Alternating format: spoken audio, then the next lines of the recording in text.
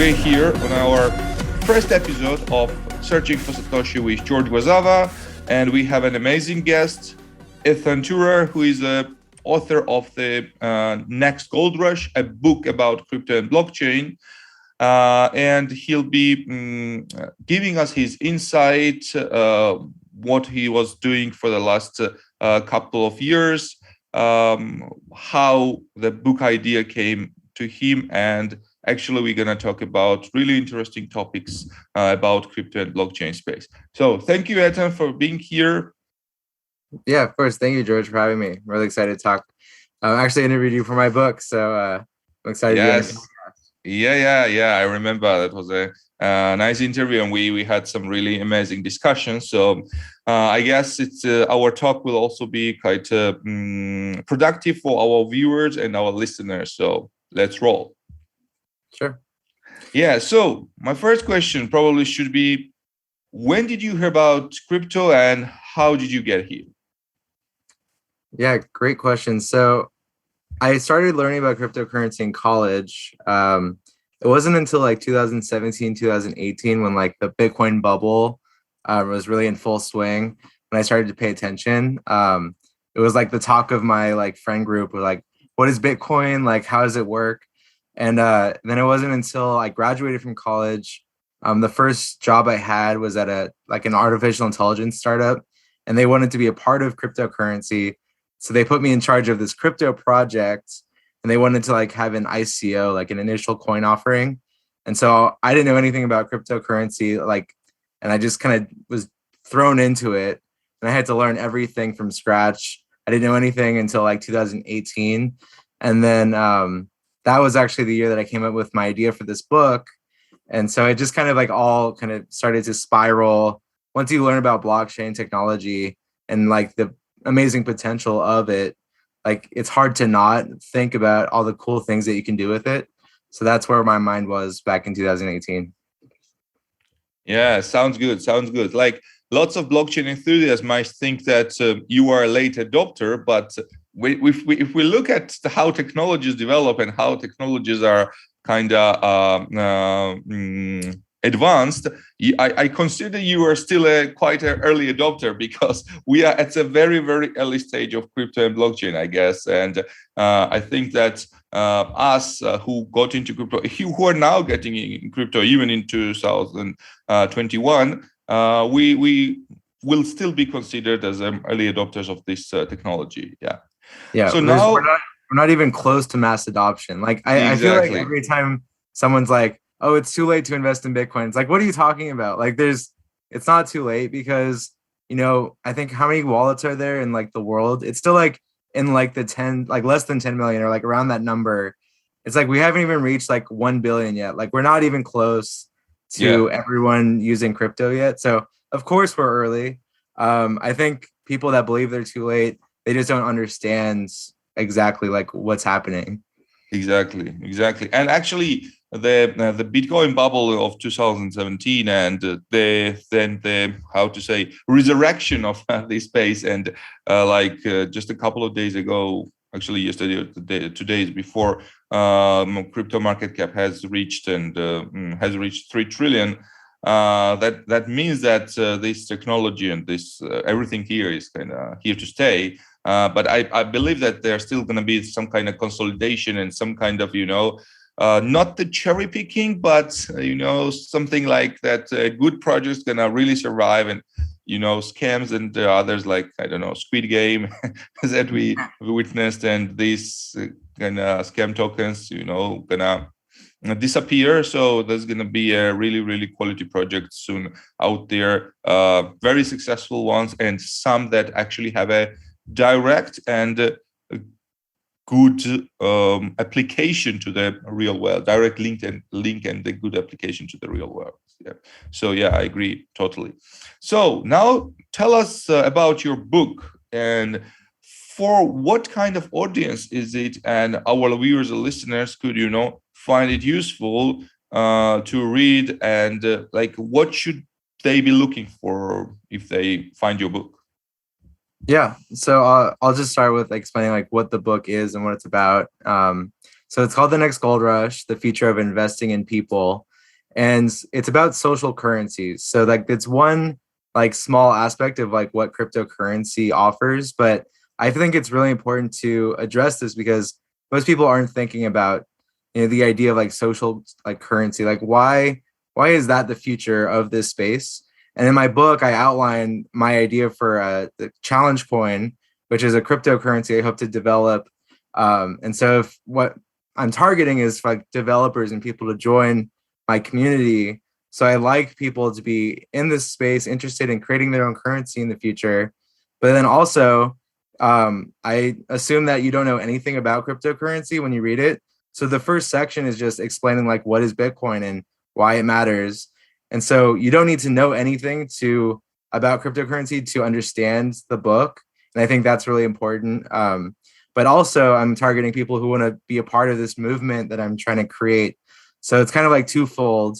I want people to be educated about crypto, but I also want them to join me in building this project. And then explaining like what is challenge coin, what is that idea? I think the fundamental problem that we haven't addressed yet as a society is that we do not control our own value. So I think that's really important. Like if you think about it, when you work for a company, the employer essentially dictates what your value is worth, right? You're not in control of that. The employer is. But really across the economies, like across the world economy, people do not control their own value. So if you think about it, like even social media, where you're interacting with people constantly, it's like the Facebooks and the social media companies that are taking all of the value from your connections, right? Those are the ideas. The fact that our relationships are not like, we don't control the value that we have with our own relationships. I want to solve that with social currency. And so I think having people to be able to create your own currency and invest in people and get the value from your relationships you have with people, I think that's really important for the world economy. And I try to address that in the book. Oh, nice ideas and nice insight that you've given us.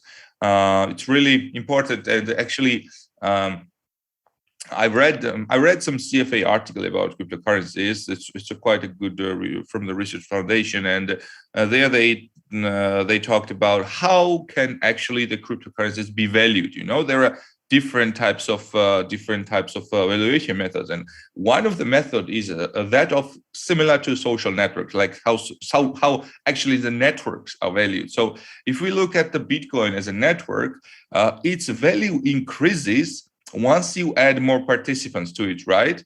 And the value has actually the direct direct relationship as a number of people in the network squared.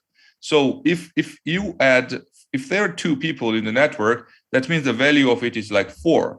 But if you add 1 person, then the value is 3 squared, so 9. If you add another person, then the value becomes 16 of this network. So it means that like the value of the network actually, like cryptocurrency actually, if we look at as a network, increases exponentially as more and more people are added. So what you've said is very, very kind of close to this valuation method when you talk about social currencies, because its value is, you know, exponentially increased once more and more people are added. And yeah, I think that's really interesting, and you know, our listeners or viewers could find your book quite entertaining, because our podcast and these videos are not also for some really, you know, hardcore experts in this field.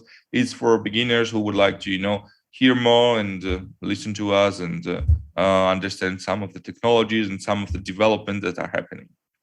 Thank you, Ethan. So the next question would probably be, so you interviewed, I don't know how many people for this book, like more than how many?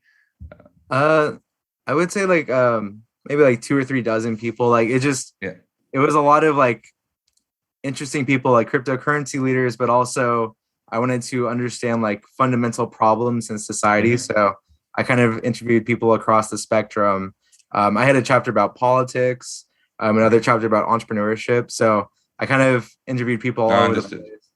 I just wanted to understand things that I didn't understand myself until I talked to people. Yeah, understood. So if you summarize what they've said to you, and if you add your kind of your own ideas, what do you think where crypto and blockchain technology will be in next 5 and next 10 years? Like, what do you, as a book author yourself and as a guy who has interviewed a lot of thought leaders in this space? Yeah, so I think everyone in this space is very bullish about cryptocurrency. Like we all think it's the future. The unique insight that I have that I think is interesting about the future of crypto is that this idea of Web 4.0 is going to be a lot more prevalent among like people. And I think that term isn't really widespread yet. A lot of people aren't thinking like Web 3 is like the idea of like decentralizing things, right? Networks. That's what Bitcoin has done. Like we can decentralize banks and government now. But Web 4.0 is the idea of ownership. So I think in the next 5 to 10 years, you're going to see people who are already doing activities they do every day, like playing video games, reading books, going online, like interacting with people. Now they're going to be incentivized to do those things even more because they're going to be owners in those communities. So that's what's happening with NFTs right now. You become like an owner in the artwork that's being created online. You get to actually be rewarded with like tokens for doing things you're already doing in the digital space. So that's the cool idea that's happening right now. And I think that's the future actually, is that you may not even have to work a job, like a 9 to 5 job. You might just be able to play video games all day and then get rewarded with like currency for that video game and become like an owner where you get like a shareholder stake in doing like a thing that you already like doing. It's kind of a crazy concept, but that's where I think we're headed, is that you get to actually be rewarded for just doing things you love and get to be an owner in it, where you get to be rewarded for like that community growing, like the network effects you were talking about, where the bigger the network is, the more likely it is to like increase in value pretty much. But you get to be rewarded with that value. Like that's the important thing that's happening in Web 4, is now you get to be rewarded for being a part of a community that grows. Like it's really cool. Yeah, thank you for that idea. I haven't thought about that about the Web 4. I'm still into Web 3, but yeah, I see what you mean, and that's quite interesting. If we continue on that, like we know that we live in societies where regulation and the governments, still play a vital role, because they act as sometimes they act not in a maybe proper way, so to say, but most of the time we still need some kind of regulation to protect investors, to protect the ones who do not fully understand some stuff from bad actors and so on. So what do you think? I know United States is quite at the forefront in this regulation, and there are some other really developed countries who've done even better job at regulating this space I think in a proper way. But too much regulation, of course, also creates some kind of problem. So in your idea, like in your opinion, what do you think? How should regulators react to the explosion of crypto, and especially DeFi, where it's quite hard to find the person responsible, right? Yeah, it's a hard dilemma. Like if you put yourself in the mind of the regulator, right? You want to help the end consumer from being scammed or frauded, right? That's the goal. But you don't really have the power to implement anything. Like that's the problem with like Bitcoin, is like no one really, you can't say like the CEO of Bitcoin should go to jail because it's like a bad network, because there is no CEO of Bitcoin, right? That's like what your podcast is, right? Like where is Satoshi? Like it doesn't exist. So how do you regulate like a network? Like how do you regulate something where there isn't like one person you can like put to jail or fine or something? And so that's the problem with regulators right now, is that they have to realize that their power is now limited to like centralized entities that are working with them. So in the United States, we have like Coinbase, which is now a publicly traded company. and they're trying to work with regulators like the SEC, the Securities and Exchange Commission. So now that regulatory agency has power over Coinbase because they want to be compliant, right? They want to work with them. But if you have like another startup that pops up in another country, then how does a regulator regulate something in like another country if they're not willing to comply? It's a really tough question. I don't have that answer, unfortunately. But I think that's the problem with regulators right now, is that they are limited in their scope of what they can do. And so they have to probably think of this differently in terms of who is willing to work with them. Like, for instance, another example, we have like 2 Bitcoin ETFs that were just publicly, they were announced, and now they're listed on like a public exchange as well. And so those took 8 years for regulators to approve, right? That's kind of like the level of progress. That's like, it takes like around a decade for regulators to come around and like approve of certain things.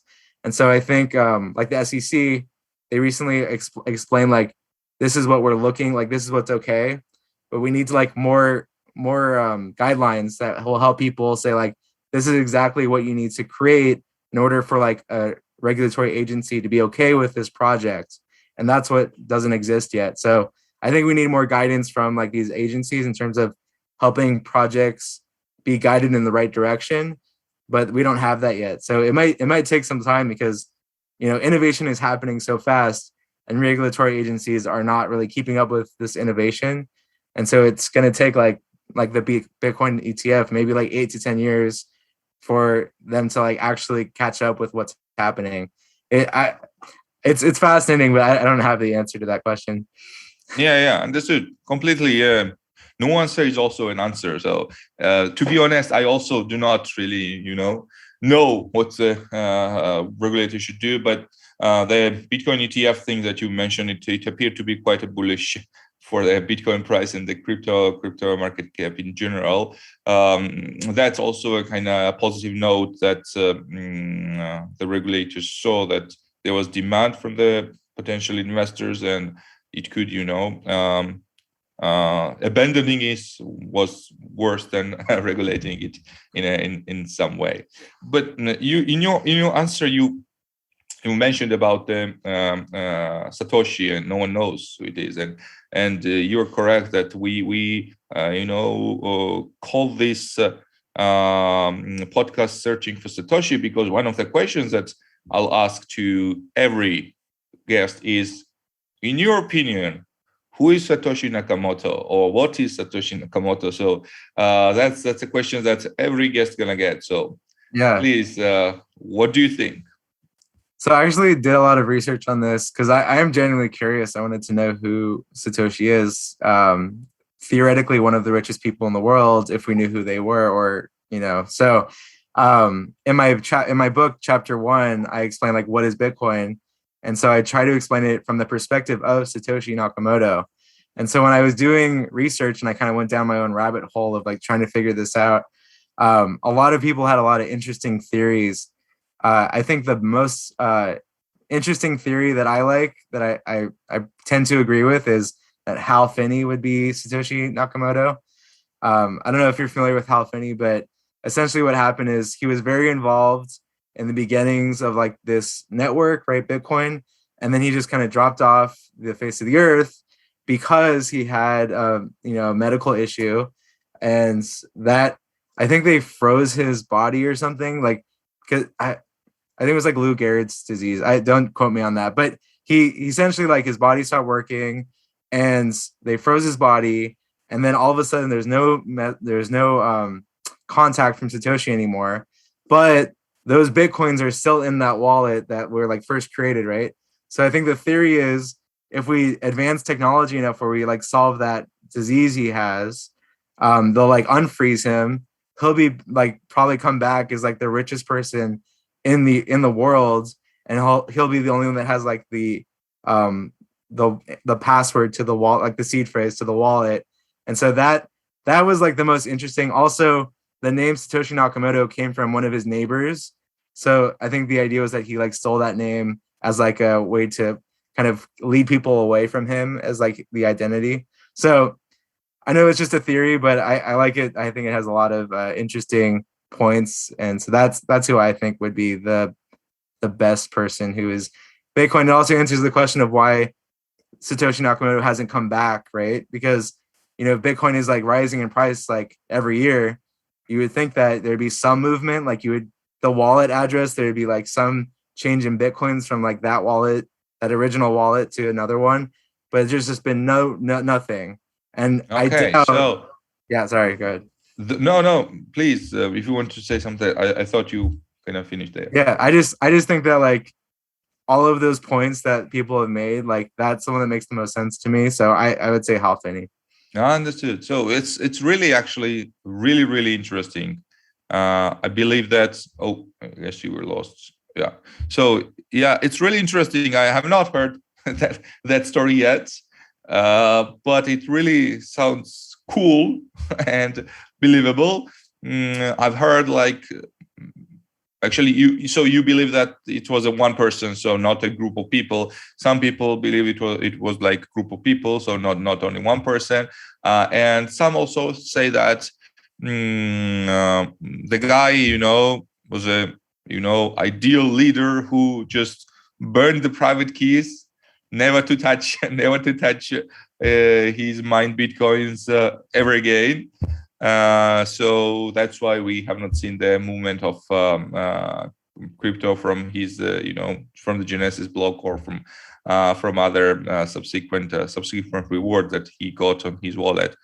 But your story and is really something that I will give a thought and research myself. But thank you for that.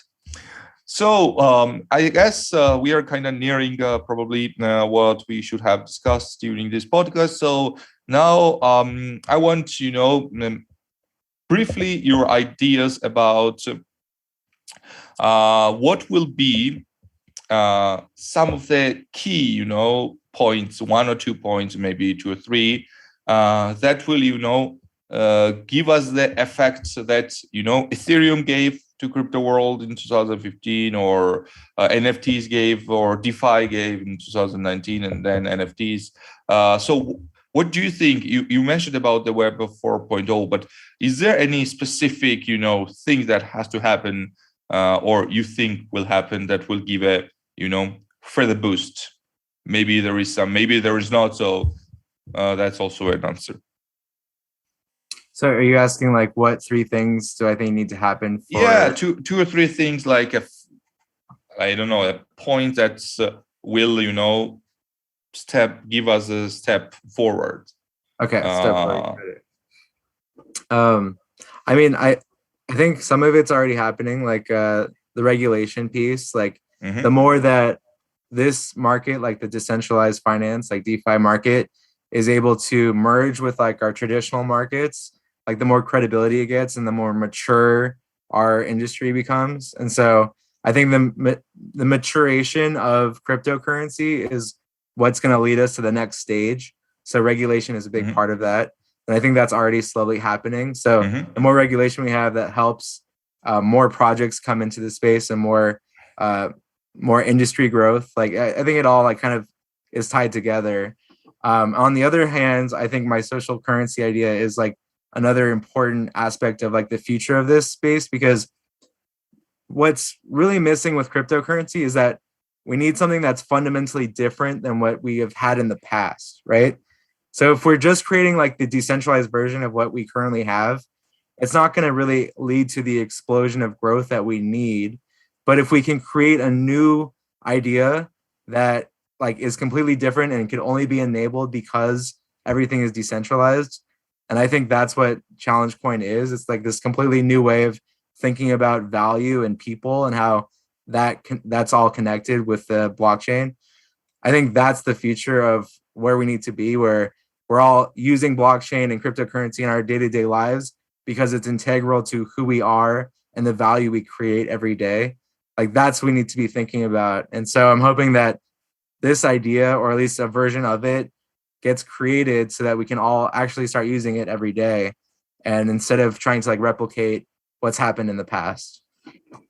Understood. Great. Thank you. Thank you for your answer. And generally, thank you for your ideas, opinions, and for these podcasts. I guess that's where we stop. It was a really, really a nice talk, and I think that our viewers or listeners will find it quite useful. So thank you, Ethan, very much. Good luck on your book. Good luck on you, as I know you have a trip, like book trip or something like tour to promote your book. So I wish you all the success. So thank you for your time again, and let's meet. I don't know, in 2 or 3 years, and let's see how our ideas came true, and then we can record another episode of podcast Yeah. 4.0 maybe. Yeah, thank you so much. I'm honored to be on the first episode of your podcast, and I wish you the best. And it was so great meeting you, and I'm so glad our paths have crossed, and I hope we get to keep in touch over the years. Yeah, great. Thank you very much again, and bye-bye. Thanks. So thank you, people, for listening, for viewing our podcast. It was Ethan Turer, the author of Next Gold Rush, The Future of Investing in People, with a very interesting book and with very interesting ideas. So tune in and wait for our next episode.